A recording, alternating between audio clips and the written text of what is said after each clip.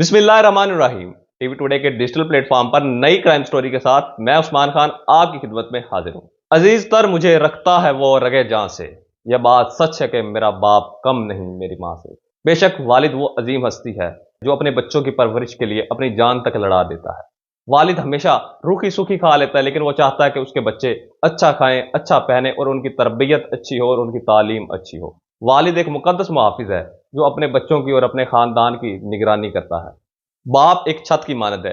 जिस तरह से एक छत मकीनों की हिफाजत करती है और जमाने की सर्दी गर्मी बारिश तूफान आंधियों से महफूज रखती है, इसी तरह से वालिद भी अपने बच्चों को जमाने की गर्मी सर्दी से महफूज रखता है। एक साहबी हजरत मोहम्मद सल्लल्लाहु अलैहि वसल्लम की खिदमत में हाजिर हुए और उन्होंने कहा, या रसूल अल्लाह, मेरे वालिद मेरे माल में से खर्च करना चाहते हैं, तो बताएं मुझे क्या करना चाहिए। तो हजरत मोहम्मद सल्लल्लाहु अलैहि वसल्लम ने फरमाया, तुम और तुम्हारा माल तुम्हारे वालिद के लिए ही है। और एक और जगह पर हजूर हजरत मोहम्मद सल्लल्लाहु अलैहि वसल्लम ने इरशाद फरमाया, तुम्हारा बाप जन्नत के दरवाजों में से एक दरवाजा है, अब तुम चाहो तो इसकी हिफाजत करो या इसे जाया कर दो। अब मैं स्टोरी की जानिब आना चाहूंगा। बहावल नगर में एक दिल हिला देने वाला वाकया पेश आया है। एक सफाक बेटे ने बेदर्दी के साथ अपने वालिद को कत्ल कर दिया।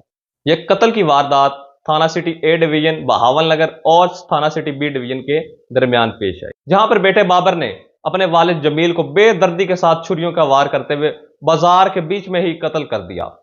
ये दोनों बाप बेटे जो हैं ये मजदूरी करते थे और इनका ताल्लुक बहावल नगर की नजीर कॉलोनी से था। ये दोनों वहां के रिहायशी थे। एसएचओ थाना सिटी ए डिवीजन ने कहा है कि ये कत्ल की वजह जो है वो घरेलू नाचाकी है, लेकिन मैं आपकी तवज्जो एक और इशू की तरफ लेकर जाना चाहूंगा। जब यह वाकया पेश आ रहा था, जब यह सफाक बेटा बेदर्दी के साथ अपने वालिद को कत्ल कर रहा था, तो वहां पर तकरीबन 40 से 50 लोग मौजूद थे। तो हमें बतौर सोसाइटी, एक मुआशरा इस बात पर गौर करना चाहिए कि इस वक्त हम कहां पर खड़े हैं। 40-50 लोगों में से किसी एक ने भी जुर्रत नहीं की कि वो उस शख्स को रोक सके। अगर 40-50 लोगों में से ही कोई एक शख्स खड़ा हो जाता तो शायद ये वाकया जो है ये पेश ना आता, शायद वो बाप कत्ल ना होता और इस वक्त इस दुनिया में हयात होता। हमारा मुआशरा किस कदर बेहिस हो चुका है, आप जिस तरह से वीडियो में देख सकते हैं कि लोग बड़े पुरसुकून अंदाज में वहां पर खड़े हैं और ये मंजर देख रहे हैं कि किस तरह से बेटा बाप को कत्ल कर रहा है, और कुछ लोग वीडियोस बना रहे हैं। किसी ने भी ये जुर्रत नहीं की कि इसको रोका जा सके। तो हमें बतौर मुआशरा इस बात पर गौर करना चाहिए कि इस वक्त हम किस जगह पर खड़े हैं। अब मैं इस वाकये की तरफ आना चाहूंगा। अभी इस वाकये की, इस कत्ल की तफ्तीश जो है वो जारी है। ये जो बेटा है ये कत्ल करने के बाद थाने में खुद ही पेश हो गया था और इसने गिरफ्तारी दे दी थी। तो वहां पर तफ्तीश अभी हो रही है, मजीद इंकशाफात जो है वो सामने आएंगे। अभी इब्तदाई तौर पर यही कहा जा रहा है कि जो ये बेटा है ये कोई घरेलू नाचाकी की वजह से इसने वालिद को कत्ल किया है।